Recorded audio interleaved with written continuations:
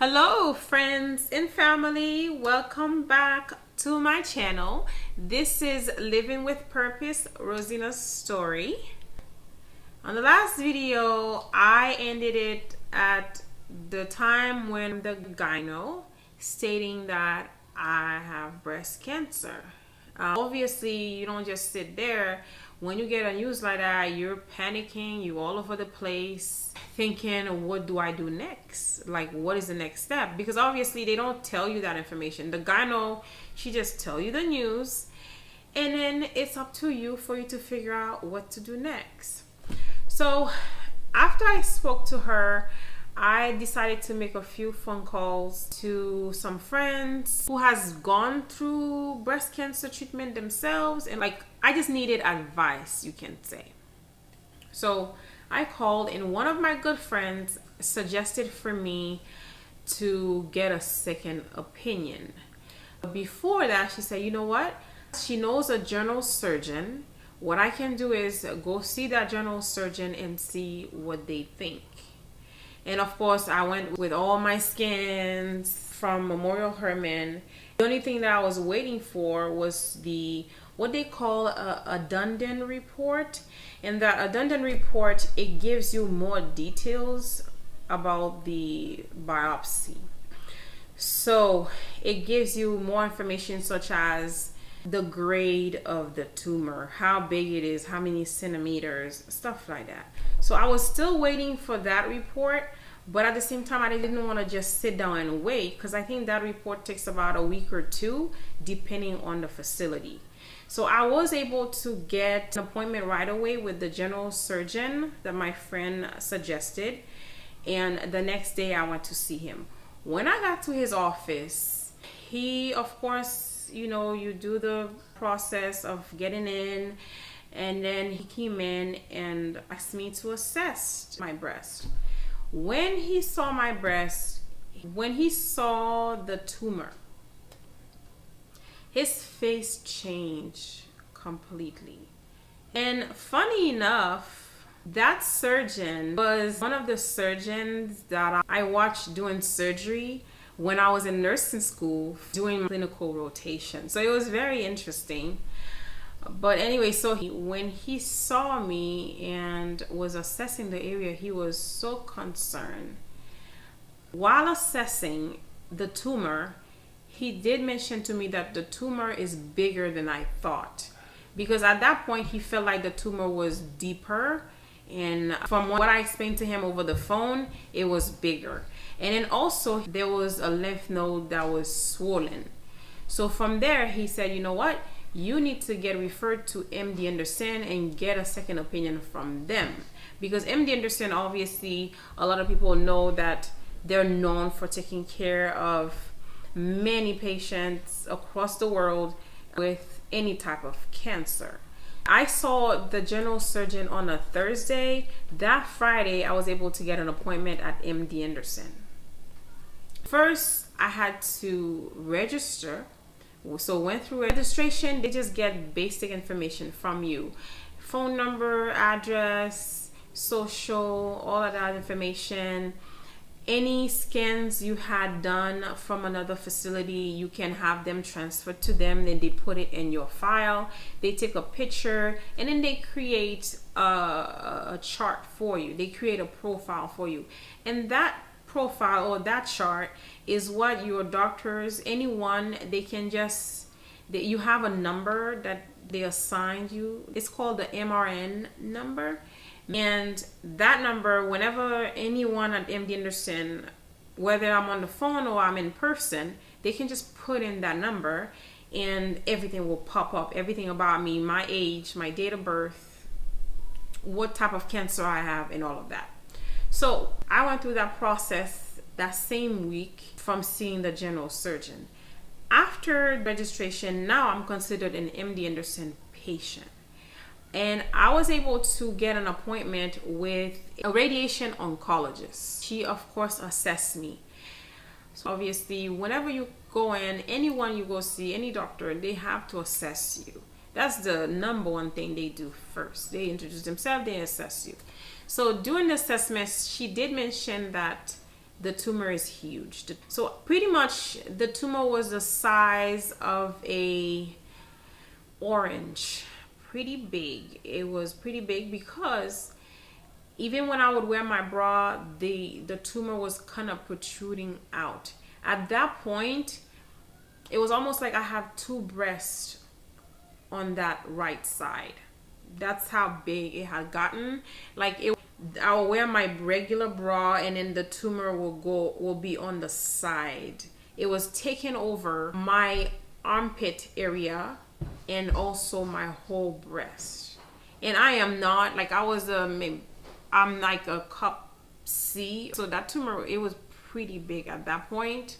And she did tell me that usually for them, I will see her last during the treatment process because radiation is what they do last. So every facility have a process. Every facility have their own unique process, what they follow. So for MD Anderson, when you come in, it don't matter how many scans you did from other facilities. In my case, I did my scans. I did my mammogram, ultrasound, and biopsy from Memorial Hermann. But MD Anderson, in order for them to start treatment, you have to repeat all those scans again, plus additional scans. So now I have to get all those scans redone. But the good thing I really like about MD Anderson, it kind of eased the process a little bit for me. I didn't have to call scheduling and try to put in. So what they do is, once you're in their system, you have a team put in place for you. And that team, they will go in the system, they put your name, and they just start putting appointments. So right away, by the time I even left the hospital, appointments started coming in because now I have my login information for my chart and I can see all the information. So all my scans were scheduled. So what were the scans? I had to redo the mammogram, the ultrasound. I didn't have to do another biopsy of the tumor itself, but I did have to do a biopsy of the lymph node because they were concerned of the size of the tumor. They were worried that it might have gone other places or metastasized in other organs. I had to get an MRI, a CT, and also a bone scan. So the scans usually take about 48 to 72 hours. So during that time frame, I did receive a call from the medical oncologist, and pretty much that phone call was just him introducing himself, telling me that he will be my medical oncologist. He wanted to get just a brief information of any family history of breast cancer, if I had any other issues such as maybe diabetes or high blood pressure, or if I have any underlying medical conditions. So spoke to him for about 5 minutes or so. And then now he said, my team is going to schedule you for an appointment to my office. And then that's when he will explain to me the procedure for my type of breast cancer. He also said that usually you would see a medical oncologist first, then you will see a surgeon, and then a radiation doctor. Okay, that's the order it will go. But for me, I had to see a radiation oncologist right away because that was the closest appointment that was available. And regardless, she was going to be my radiation oncologist anyway, so it didn't matter as long as she see me and she tell me kind of how it works. Some people, however, will do surgery first, depending on the state of your tumor. Some people might do a lumpectomy, then they do chemo, then they might not even do radiation, depending on, again, the type of cancer. So in my case, I have to do chemo, surgery, and radiation. I was able to get an appointment to see my medical oncologist August 7th. And he told me, hey, August 7th, is when you will start chemo. But when I got to see him, he assessed everything and he looked at all my scans, the MRI, the bone scan, the CT scan, the results for the biopsy of the lymph node. I had a few lymph nodes that had cancer in them, which is a big concern. Once your lymph nodes are involved, now you are worried, and it's possible that the cancer could be anywhere else in your body. You always want it to remain local. When it's local, it's managed better, because then some people, they just go for surgery and they're done. Some might do preventable oral chemo. But for me, unfortunately, I had lymph nodes involvement. And then he looked at the scans, looked at all the images, and told me that I had a stage 3 triple negative. The reason why it was stage 3 is because of the size of the tumor, and he was actually shocked because he couldn't believe how big that tumor was when he assessed. And then I had lymph nodes involvement. Thankfully, I am so grateful. The cancer was nowhere else in my body. I didn't have any organs affected. From there, he said, okay, well, you have triple negative breast cancer stage 3 with lymph nodes involvement. That means it is a very, very aggressive cancer. The growth of the cancer is much faster than the other breast cancer. So there are different types of breast cancer. You might have a HER2, which is a protein breast cancer. You might have the progesterone. So there's different types. So for me, all of them were negative. And all that is that's how they determine the type of treatment you get. Because if it is HER2 protein, they can just give you treatment to target that protein or that hormone. But in my case, they didn't know what caused that cancer, right? So that's why they call it triple negative. And so all the hormones and the proteins were negative. He said triple negative is aggressive, and usually it will metastasize in different organs once the lymph nodes are involved. But lucky for me, all my scans came back negative. There was no other concerns anywhere else in my body, which I'm very grateful for. So by the time I saw him, it was late, and at MDAnderson, the facility where I went, the treatment center closes at 5. So I was in his office till about 3 o'clock in the afternoon. It was already too late for me to start treatment. So he said, okay, well, let's start treatment tomorrow, so that way there will be enough time. So he went ahead and explained to me the process and told me it would be a very, very hard road. It will be a very difficult journey because I had to do 2 different types of chemo treatment. And so I had to do what they call carboplatin, Taxol plus immunotherapy. I had to do that for 12 weeks straight, once a week, with immunotherapy every 3 weeks.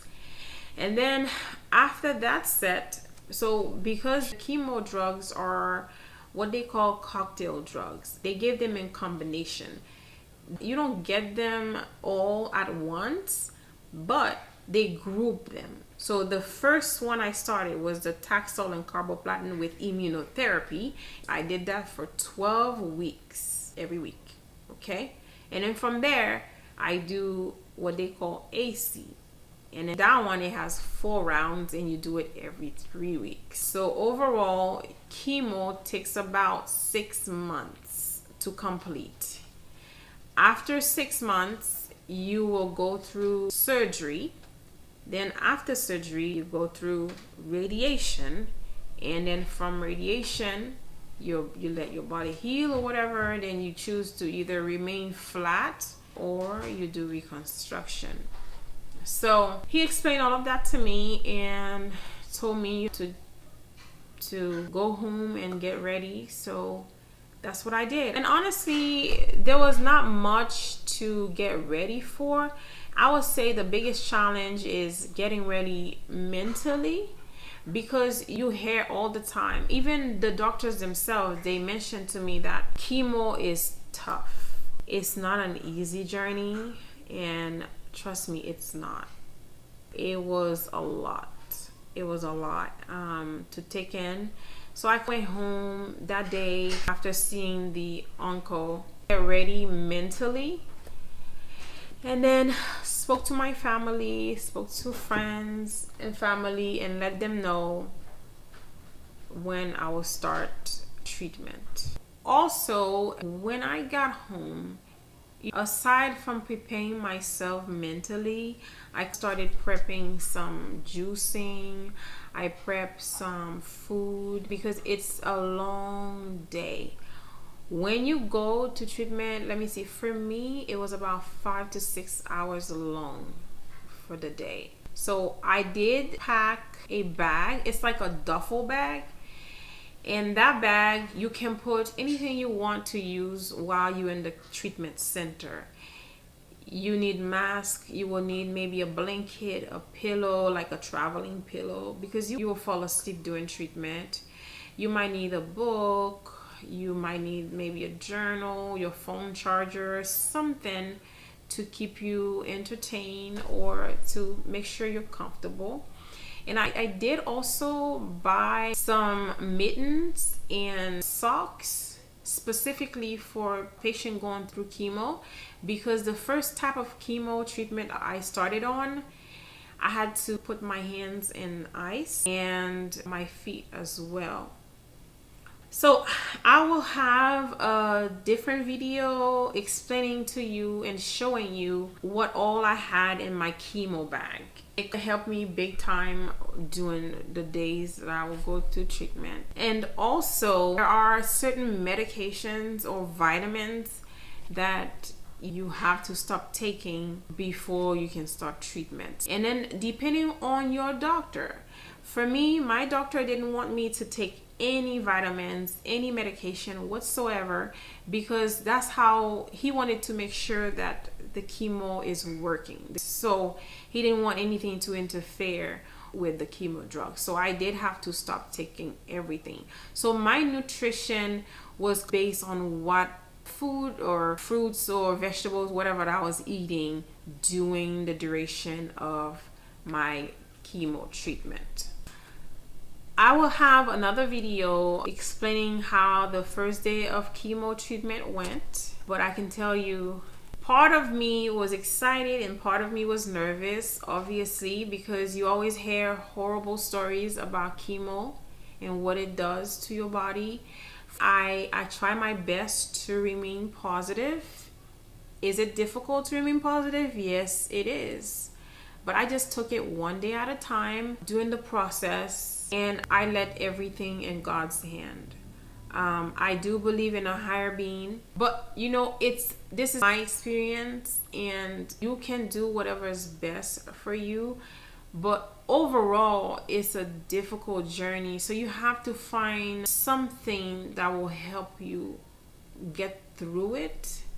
Whether it's meditation, whether it's listening to music, especially exercising. Exercising is very important throughout this treatment. And I also will have another video explaining some of the side effects that I went through, that I experienced of each phase of doing my cancer treatment. The next video will be about the first chemo treatment. Thank you so much for watching. Remember, enjoy the little things. Take it one day at a time. And also, I want to thank you for your support. Thank you for helping me share my story by hitting that like button and subscribing and hitting the notification bell so that you will not miss any video that's coming through. I'll see you on the next video. Bye.